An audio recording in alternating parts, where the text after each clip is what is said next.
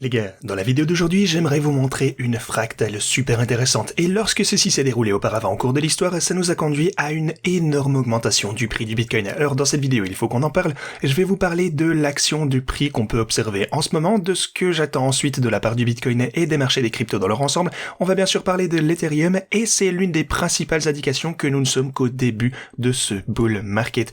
De plus, on a des trucs énormes qui se passent du côté des ETF, alors les gars, assurez-vous de rester du début jusqu'à la fin de cette vidéo pour les infos. Bienvenue à tous, je m'appelle Maxime et je vous apporte chaque jour des nouvelles vidéos en français sur les crypto-monnaies en vous apprenant comment vous faire de l'argent sur ce marché. Si vous êtes nouveau sur cette chaîne, alors soyez sûr de vous abonner et d'activer la cloche dès maintenant.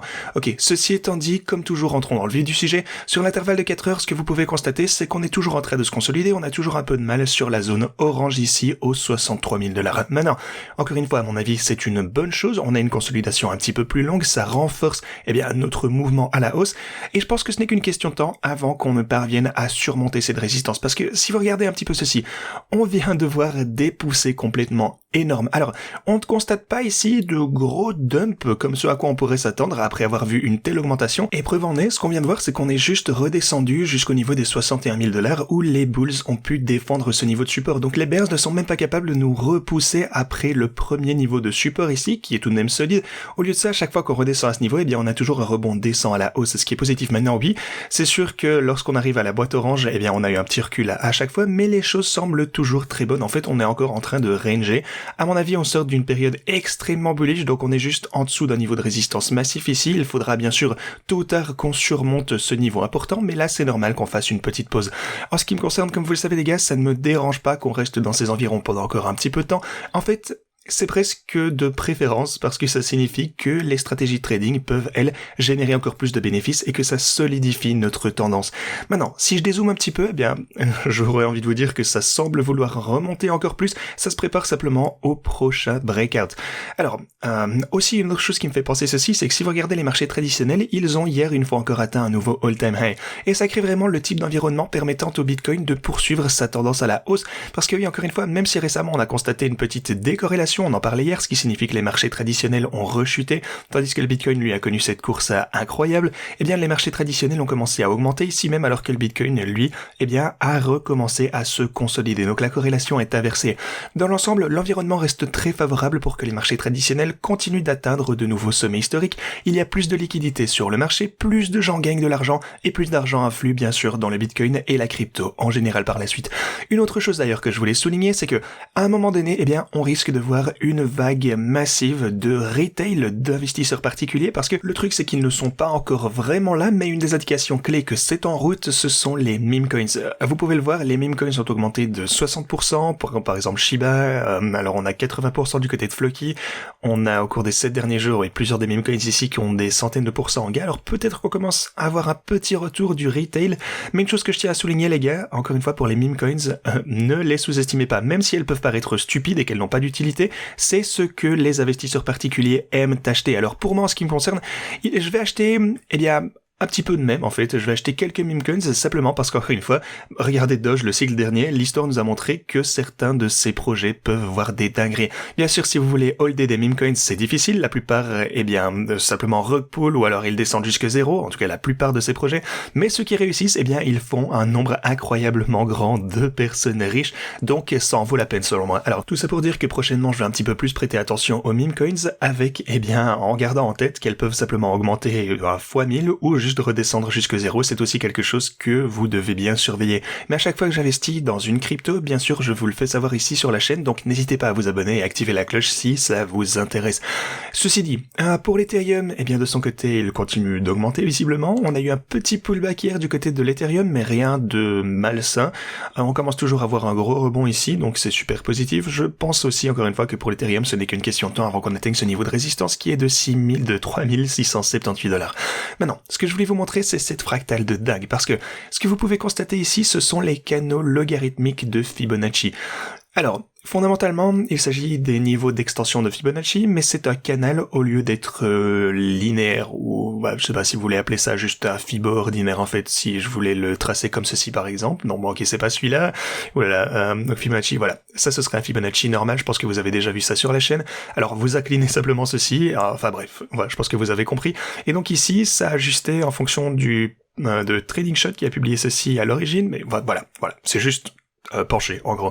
Alors, ce que je voulais vous montrer avec ça, c'est que ce que vous pouvez constater, c'est que à chaque fois que si vous tracez ceci à partir du bottom, on est supporté ici en 2018, on a été supporté ici lors de la chute durant le Covid, on a été également supporté ici, et récemment, on a également rechuté de ce côté. Mais ce que vous pouvez voir, c'est que chaque fois qu'on redescend à ce niveau, eh bien, ça nous prend un peu de temps, mais ensuite, à un moment donné, eh bien, on a une course parabolique de 7 ou 8 chandelles sur l'intervalle hebdomadaire, encore, je le précise, pour se rendre jusqu'au niveau d'extension de Fibonacci, qui est le niveau de 0,5.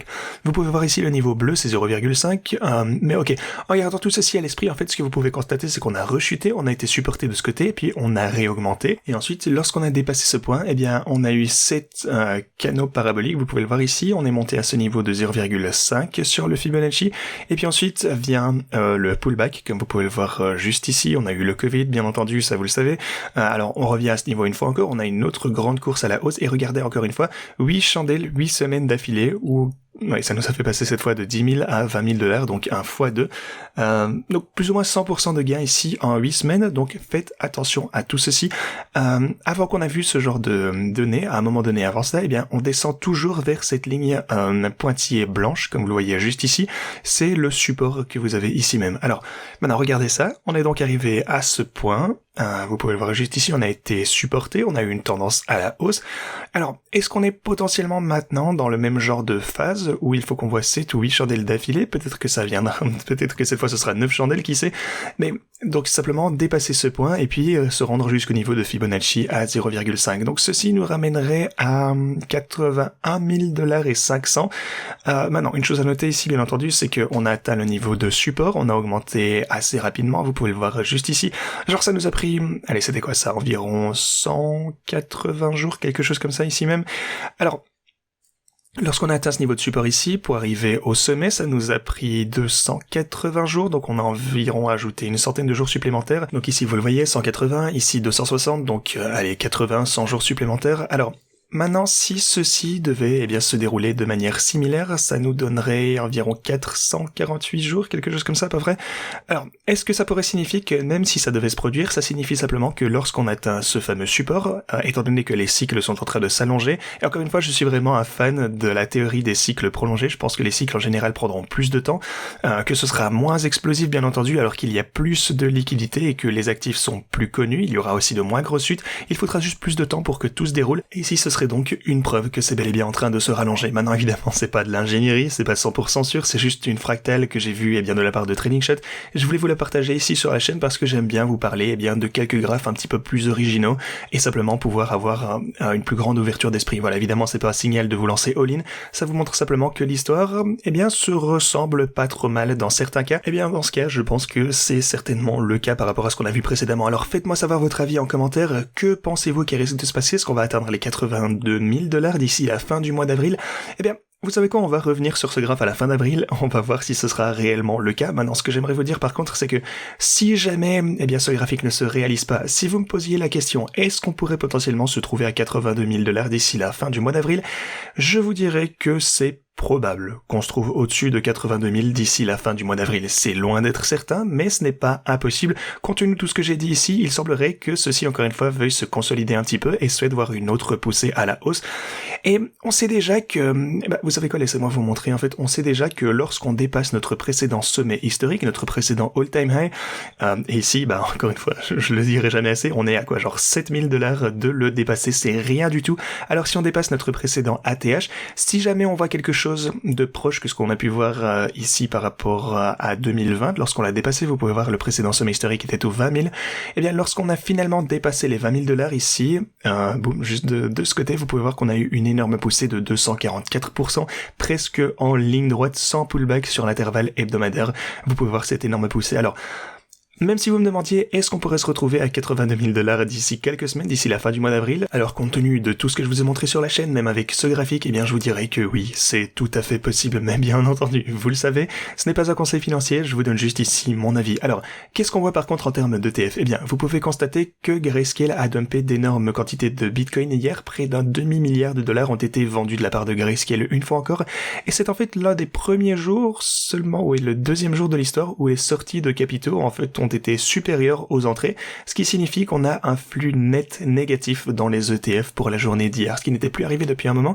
On a ici le 21 février, et les autres jours, même si Grayscale, eh bien, ont dumpé pas mal de Bitcoin, on a également eu des afflux énormes dans les ETF pour égaliser, même dépasser ceci. Mais hier, eh bien, effectivement, un flux légèrement négatif. Donc voilà, c'est pas top, mais évidemment, ça ne peut pas durer pour toujours. On a eu près d'un demi-milliard de dollars vendus par Grayscale hier, mais voilà, la plupart du temps, c'est égalisé. On va voir si ça continue. Je pense qu'avec le temps, en fait, rappelez-vous qu'encore une fois, Genesis vend leur Bitcoin. Il y a de nombreuses entités en faillite et qui ont toutes sortes de problèmes, qui vendent toujours leur GBTC, qui abandonnent leur Bitcoin simplement pour rester à flot. En fait, on a toujours les conséquences des crashs de Luna FTX, etc. Alors, ça doit se terminer à un moment donné. De toute façon, Grayscale n'auront plus de Bitcoin à un certain moment donné. Et en fait, en parlant de Bitcoin limité, on voit actuellement des preuves très très évidentes de ce dont on parle depuis les quelques dernières années, à savoir une énorme crise de l'offre. Il n'y a juste pas assez de Bitcoin pour que toutes ces institutions puissent en acheter. Donc, tous les retail ne pourront pas acheter du Bitcoin non plus. Et vous pouvez voir que les bureaux OTC, par exemple, qui fournissent généralement, eh bien, à tous ceux qui le veulent, genre par exemple BlackRock, si jamais ils souhaitaient acheter 2000 Bitcoin ou 10 000 Bitcoin, j'en sais rien, eh bien, ils iront demander à un bureau OTC, ils iront, eh bien, leur demander s'ils ont le Bitcoin et ils vendront à ces institutions. Mais il n'y a plus assez de Bitcoin sur les bureaux OTC. Vous pouvez voir ici, par exemple, de la part de Caitlin Long, on voit également ça de la part de Andrew, qui a tendance à, eh bien, avoir raison sur la plupart de ce qu'il déclare, et il a révélé, eh bien, vous savez, par exemple, avec l'effondrement de FTX, il nous a donné Celsius, BlockFi et beaucoup d'autres choses auparavant, il a pu voir ça venir. Et ce qu'il vous dit également, c'est que les bureaux OTC sont presque épuisés et que très peu de Bitcoins sont disponibles et facilement accessibles pour répondre à la demande. BlackRock et Fidelity évoluent de manière à ce que la crypto n'a jamais vu auparavant. Et c'est pour ça, en fait, qu'on a une telle crise. C'est pour ça que tout le monde est à court de Bitcoin. C'est pour ça qu'on a vu des pumps aussi énormes dernièrement, parce que tout le monde achète du Bitcoin et il n'y a plus assez de jetons pour tout le monde. Ils doivent l'acheter sur le marché libre. Maintenant, les gars, si vous souhaitez obtenir les meilleurs bonus de trading, rendez-vous en description de cette vidéo. Encore une fois, vous avez tous les liens qui sont disponibles.